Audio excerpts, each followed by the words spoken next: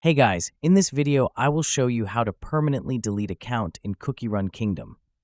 Alright, so let's begin with the video. To permanently delete your account in Cookie Run Kingdom, first open the game and stay on the home page. Then tap on the three-line menu icon in the top corner. From the menu that appears, select Settings. Inside Settings, go to the Info section. Once you're in the Info tab, you will see the option called Delete Account. Tap on it. The game will ask you to enter your nickname to confirm the deletion. Simply enter it and proceed.